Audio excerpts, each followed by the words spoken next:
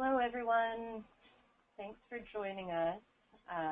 We are just about to get started. I'm going to give it just a couple more minutes to make sure that everybody's able to be on the call.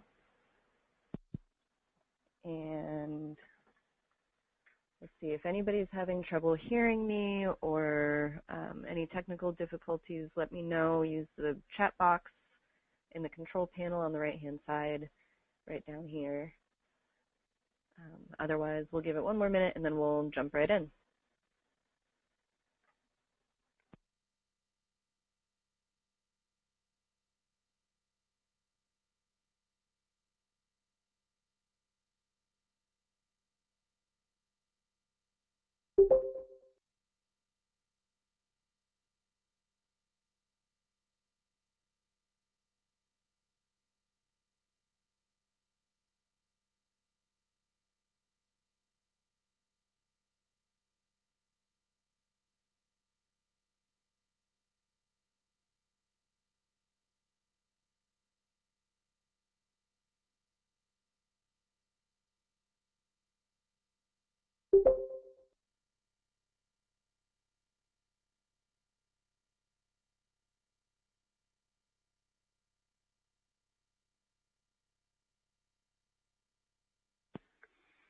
Okay, it looks like we've got a pretty decent group to get started.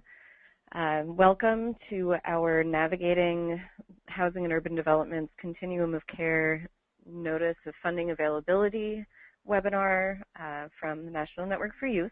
My name is Amy Loudit. I am the Public Policy Associate here at National Network, and I focus quite a bit of my time on federal agency work. So when this most recent Nofa came across my desk and I saw all of the youth priorities that they included, we got really excited to do this webinar for you. So a little bit about the National Network for Youth, in case you aren't familiar with us. We are an advocacy and educational organization advocating at the federal level to educate the public and policymakers about the needs of homeless and runaway youth. But in addition to that, we also put together resources for our members, educating you all about what's going on in Washington, D.C. and at the agency level.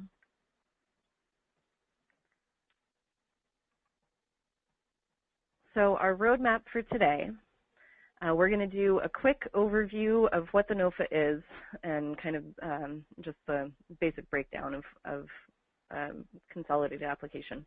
We will go into the highlights of the youth priorities in the Nofa, the procedural process for project applicants, scoring strategies, and some application strategies both for success and some of the strategies that COCs have been told to avoid. Hopefully we'll end with a little bit of time for questions.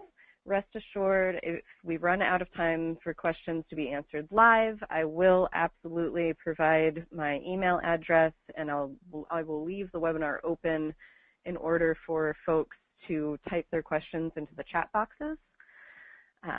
So we will absolutely answer questions whether it's live on this webinar or not. So what is the Nofa?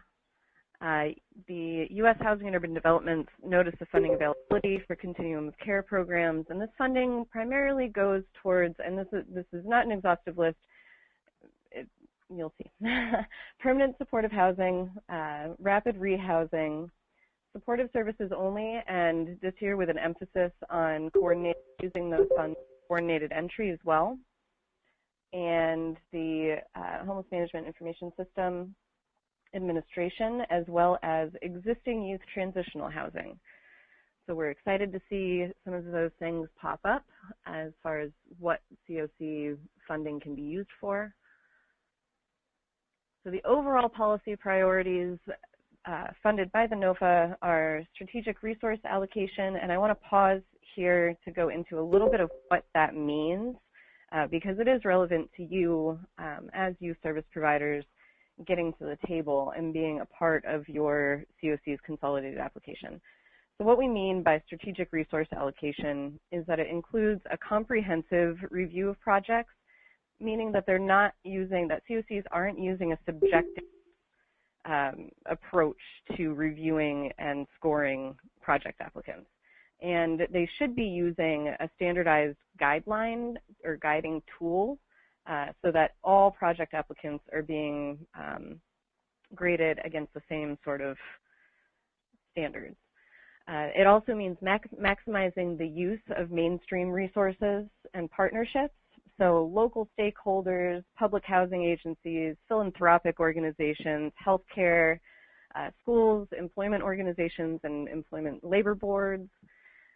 And then transitional housing. So COCs have been tasked with carefully reviewing their existing transitional housing for cost efficiency, performance, and the number and types of eligibility requirements required in order to get into transitional housing to begin with. Reallocating transitional housing currently serving vets and families into transitional housing serving youth and those fleeing domestic violence, trafficking, other dangerous situations will elevate a consolidated application as a whole under this Nofa. Again, really excited to see some of that language in the Nofa and highlighted by our partners at HUD and USICH. Moving on, of course, ending chronic homelessness is still a big priority. Ending family homelessness, again, just pausing to go into a little bit of detail about this. HUD wants to ensure that families can easily access rapid rehousing and other housing assistance tailored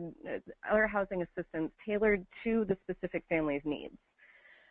Also working with affordable housing to facilitate access to units. Under the priority of ending family homelessness, projects have to address safety needs. And this has been something that has been an issue and a worry for a lot of folks serving families for a while, especially for families that are fleeing domestic violence, really protecting that confidentiality. And then using resource reallocation to create new rapid rehousing projects for families.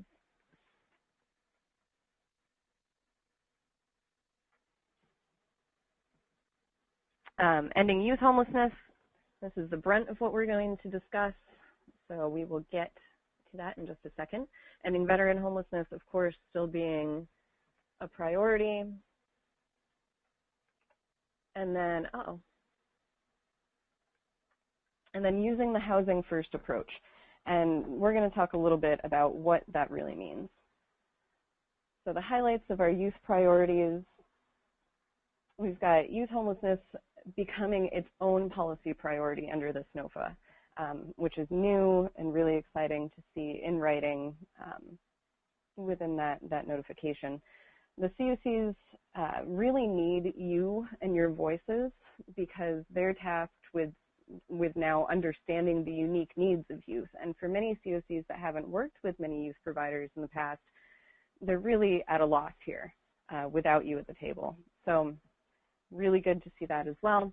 COCs should be reaching out to youth serving organizations to help them fully participate in the COC. And they should also be working with youth service providers to develop resources and programs to help end youth homelessness, including the LGBTQ subpopulation of youth.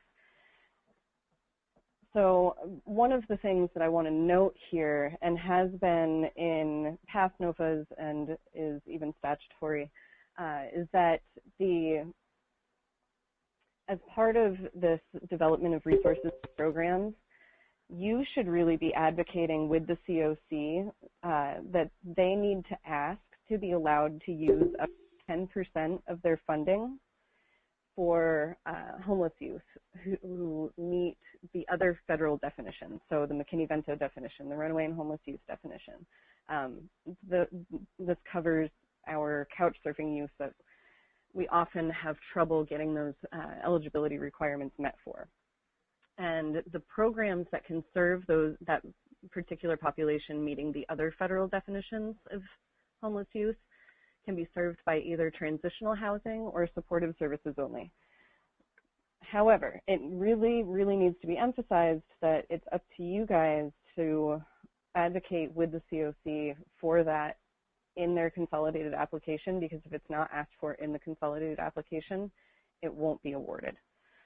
So just be aware of that, and when you're building those relationships, emphasize how important that is to your community. So incentives for inclusive decision-making. We've heard stories from across the country about youth service providers showing up to the COC, signing in, and then kind of getting shut out.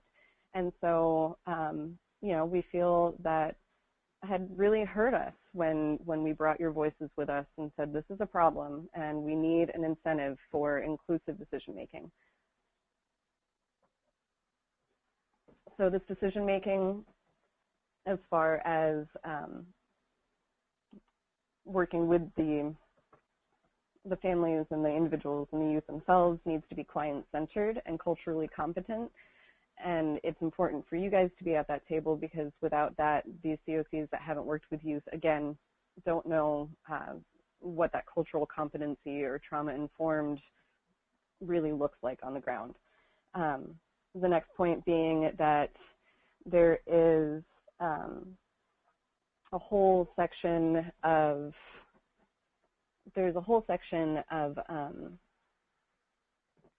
the NOFA that's specifically for coordination and engagement, and up to 8 of those points are given for coordination with the Consolidated Plan, Emergency Solution Grants, and other organizations. So 2 of those 8 points are specifically for other organizations, and runaway and homeless youth organizations are specified within that list.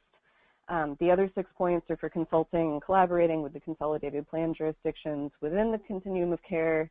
But the point here is really that the consolidated application for the COC can't get all 8 of those points without you. So it's really, that gives us a leg up.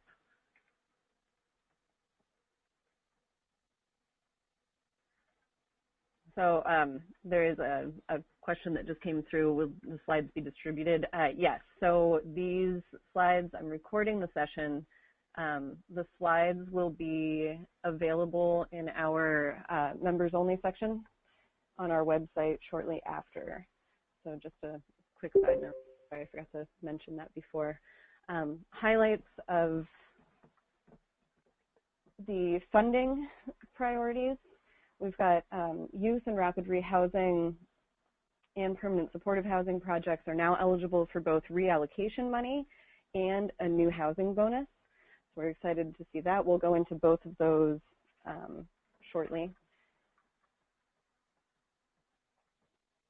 And then they're also requesting that funding from any repurposed youth serving project be used for a different project also serving youth. We'll go into that a little bit more in a minute as well. And then existing transitional housing projects serving youth are actually prioritized in the Tier 2 funding. So we're excited to see that. So some of the scoring incentives that are really great to see in writing, strategies to address the unique needs of homeless youth. Again, you guys being there to really inform the COC about how they can best do that.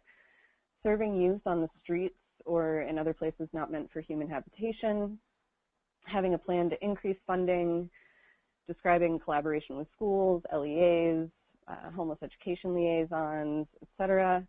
And then the extent that youth service and education representatives and the COC itself have participated in each other's meetings over the past 12 months is going to be something that really elevates that consolidated application as well. So what is housing first priority? What does it really mean? It means removing barriers to entry, both at the system level and the project level. Opening up that coordinated entry, really getting it nailed down and honed in and get it working efficiently. And for us as youth service providers, what that really means is getting the youth service providers involved in the coordinated entry and coordinated assessment system planning, so that the intake workers understand youth are unique. They need to be treated uniquely. There's a certain relationship building that works with them that doesn't work with other populations. that sort of thing. And then the client-centered service delivery is really about letting the client tell you what it is that they need, as opposed to us telling them. There may still be, as we all know, some hand-holding with youth that needs to happen, some encouragement that needs to happen, but ultimately, under this model, it's the client's decision which services they partake in. And then, again, that inclusive decision-making is really important. So the consolidated application includes 3 main points. It's the COC application itself, which really spells out that governing structure, the planning body, the overall performance, and that strategic planning process that we've been talking about. So really that planning body and that strategic planning process is where you are going to add the most value to your COC's application. Project applications we're going to get into some more detail about in a minute. And then the priority listings, this is really just kind of one of those knowledge is power things where I want to make sure that you guys know that this is something that you may not actually see this within your aspect of submitting a project application, but just so that you know what they include in the priority listings, reallocation forms, the project listing forms. So this is where those new project listings are going to go in. The HUD approved grant inventory worksheet, and then that certificate of consistency with the consolidated plan, just making sure that the COCs including all of those consolidated plans. So here's the procedural process. Of course, the project applicant is you, and you are the ones that are going to fill out those projects, and you want to make sure that you're including the population or subpopulation that you're going to be serving, the type of housing and services to be provided, and the budget activities that you're requesting for. Of course, I think it goes without saying, but let's say it anyway, that youth programs are probably going to be a little more service heavy than a lot of the adult service programs or a lot of the adult housing programs. So really making sure that you know and understand what budget activities are being requested is going to be important to HUD. So what are our deadlines? The overall NOFA is due November 20th. Your local COC will implement internal competition deadlines for you to have your individual project application in, but they can't go beyond what's here. So it can't be any later than 30 days before the overall deadline, and notification of rejection has to be made by 15 days prior to the application deadline. Appealing a project application rejection. So notification has to be in writing. It has to be outside of the eSNAP system and with explanation for rejection. If you do find yourself in that unfortunate scenario that you do get a rejection in writing, go ahead and appeal directly to go ahead and apply directly to HUD and include a solo application, submit it before the deadline, of course, and then attach the COC's notification of rejection. If you receive a rejection, but it's not in writing, so you get a phone call saying that your project application's been rejected, then go ahead and do the same thing, log into eSNAP, fill out that solo application, get it submitted before the deadline, and instead of attaching the written notification, you'll attach all of this evidence. So evidence that you attempted to participate in the planning process, that you showed up. So, you know, make sure that you sign in when you go to your COC meetings with your name and your email or name of your organization, et cetera. Make sure that you're submitting your applications within the local deadlines. So really, if you can't find on the COC's website or one of their partner websites where those deadlines are, make sure that you call somebody and find out. And then you're going to have to write a statement that you weren't provided written notification, but that's pretty simply done. So what does this mean? At the end of the day, it means throughout this process, keep any and all correspondence in writing that you exchange with your COC.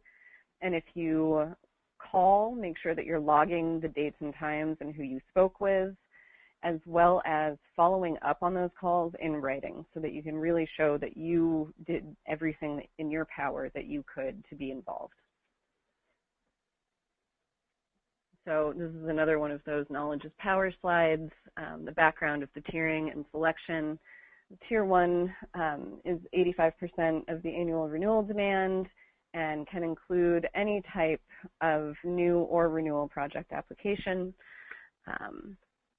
And then Tier 2 is that ARD amount minus the Tier 1 amount, but then plus the permanent housing bonus. So this is really where you as a youth service provider can boost a COC's application because there's a priority specifically given to transitional housing programs serving underage unaccompanied youth, as well as people fleeing domestic violence, trafficking, and other dangerous situations. And that's up to 10 points, so that's a pretty hefty pull for us. Just some more information about the tiering process. Some projects will straddle both or fall into both tiers, and then that COC planning, even though it's really, really important, doesn't actually fall into either tier and isn't ranked, but it has to be included. So going through some of the scoring strategies, reallocation can be done in one of 4 different ways. Either one existing project to a new project under the same provider, one existing project to a new project under a different provider, breaking up one giant project into many new smaller projects, or taking a bunch of small projects and bringing them together maybe under one provider, or having a structural difference that makes it one giant project. It could still be something that's site scattered but just run by a bigger agency. So going into a little bit more detail about that repurposing of money from one youth program to another, the only way that they want you repurposing that money is if it's from a what they call a lower performing program. And that means it's either old or it's outdated, it's had poor outcomes, and that it may be just generally inefficient given the expense. There are a lot of great youth programs out there that have been a part of their COC, and I don't expect that any of those programs are going to run into this problem. But there are also some youth programs out there that have been around for a long time and could use a good revamping. And so it may be the scenario that in your community there's an opportunity to turn an old youth program that maybe just isn't drawing the youth that it used to into something really new and exciting. So COCs should take into consideration the specific and unique challenges faced by homeless youth when evaluating the performance of these programs. So again, this is one of those places where it's going to be really, really crucial for you guys to be at the table with the COC, helping them understand what those challenges are and maybe why a certain program has a certain performance or service that they're providing that an adult program wouldn't. So here's the permanent housing bonus. This is really, really great as an extra incentive. So it's up to 15% of the final pro rata need, and it can go to 2 different types of projects. The first one being permanent supportive housing. The second one being where we're really happy to see new rapid rehousing for youth up to 24 and people fleeing domestic violence, trafficking, or other dangerous situations covered by Category 4 HUD definition. The inclusive structure and participation. The maximum of 7 points is going to be awarded to COCs that show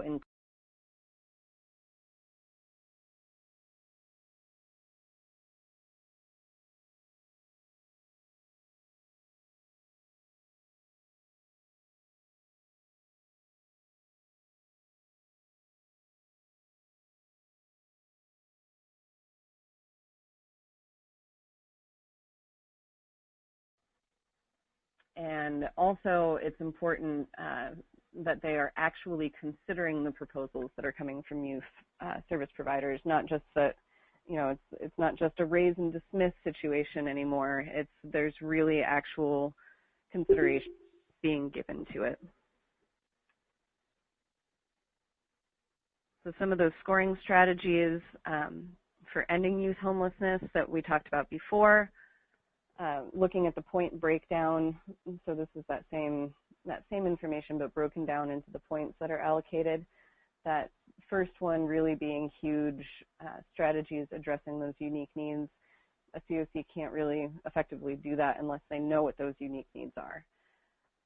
They also are giving us quite an emphasis on trafficking in this NOFA, which is great. And any providers out there who have really been great at addressing trafficking and other forms of exploitation that our youth are unfortunately subjected to is really going to up the COC application. So also, we've been saying for a long time that COCs don't want to see their numbers go up, and that's prohibiting them from really counting the youth. However, this NOFA has included up to 5 points for showing an increase in the number of youth coming from streets or other places not fit for human habitation. But if your program has street outreach as a component, then you're really going to be crucial to them being able to show that increase. That increase is mostly shown through HMIS, the Homeless Management Information System,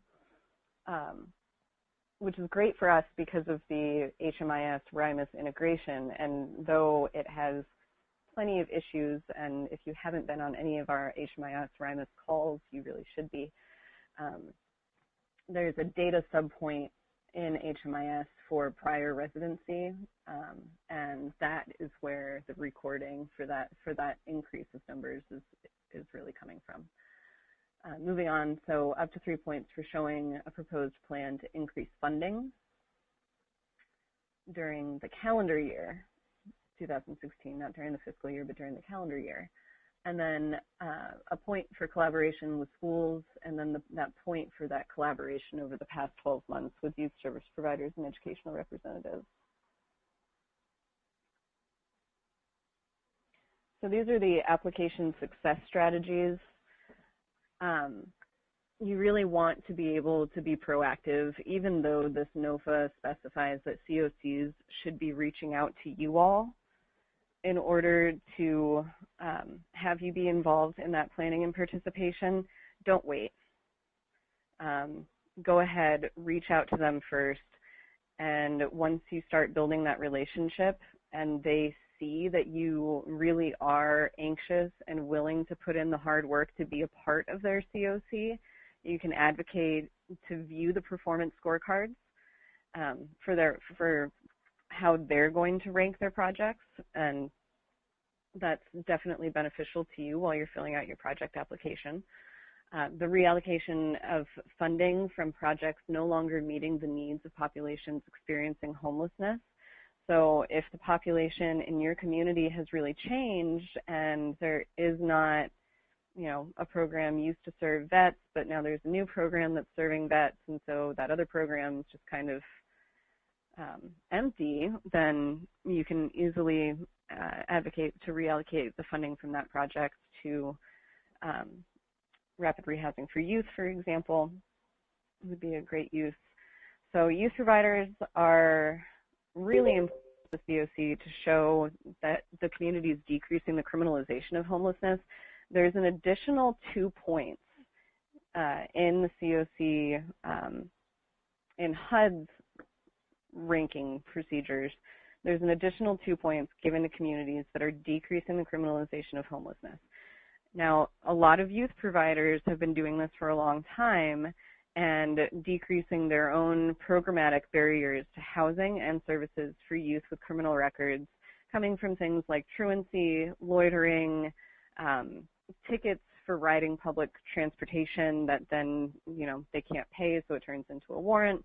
All of these things turn into barriers to services, but youth providers specifically have been really good at keeping their services low barrier and looking at the facts and really the situation that that caused that criminal record to begin with. And then, as always, be sure to thoroughly review your application for accuracy. If you have somebody else in the office that's willing to take the time, have them sit down with you, have them look at it, make sure you didn't put in, you know, 2018 when you meant to put in 2016 or whatever the case is. Silly little mistakes like that can really create barriers to your application being approved. And then strategies to avoid. This is not so much for you specifically as a project applicant, but it's another knowledge is power slide. Your COC has been advised, and if you are involved in the planning, keep your ears peeled and your eyes open for any COC that looks like they're going to shave a little from each project in order to build a new one. HUD does not want to see that happen. They really, really are advising against closed and subjective ranking systems. So they want transparency. They want everything to be objective and standardized, which is both good and bad for us, right? Because chronics and vet programs, to have the same objective standards for those programs that youth programs are going to be measured against, it can be problematic, which is why I'm saying it's really important for you to be at the table for the planning process so that you can maybe work something in there if they start going the chronic and vet route with their ranking system and how they're going to score project applicants. Maybe say, you know, that's great, but if it's a youth project, we need to tweak it a little bit for this. As long as it's still open, transparent, and all youth projects were being graded or ranked against the same standards, I think there's an argument there that it's still objective, even though there's different standards for youth projects than there are for vet and chronic projects.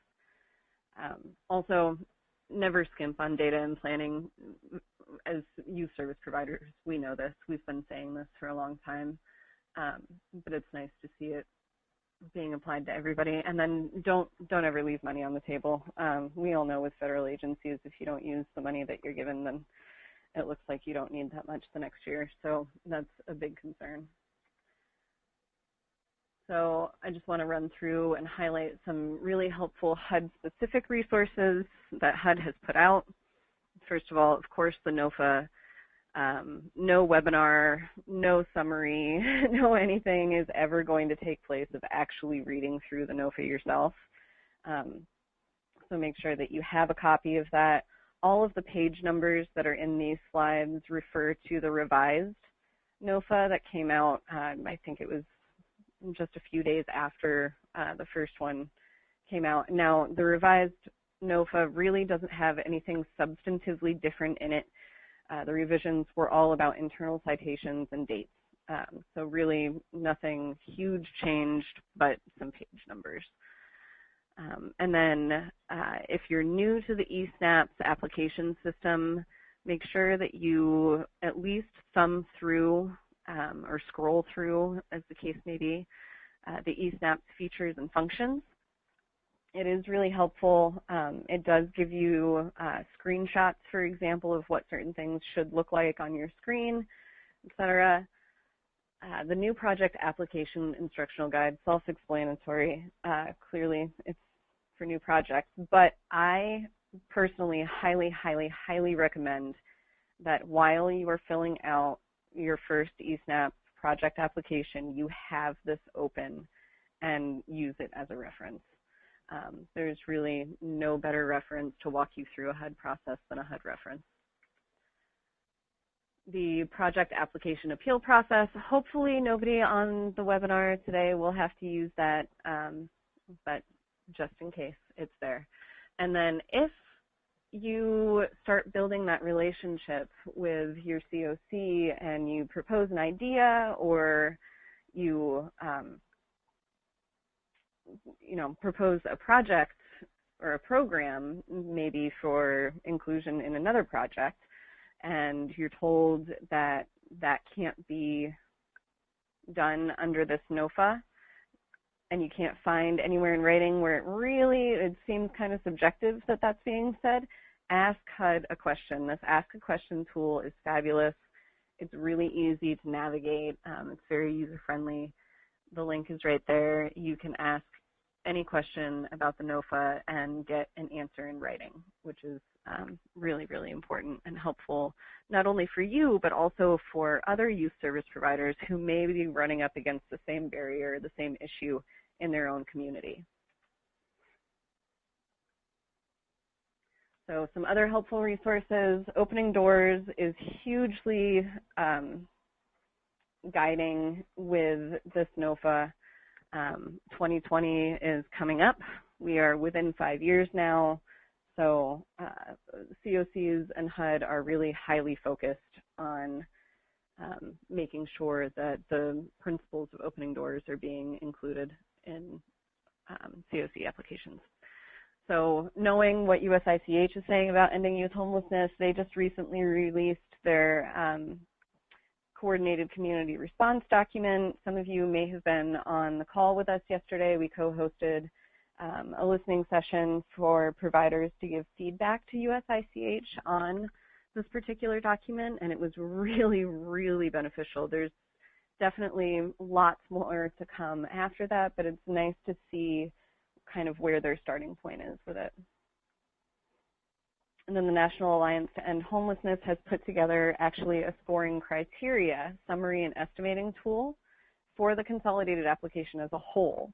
So while lots of it is going to seem wonky and not really applicable, there are definitely parts of it that may give you an idea or may spark something for you in filling out your own project application to say, oh, hey, now I see, maybe it's broken down in a different way. Now I see how this needs to fit into my project application.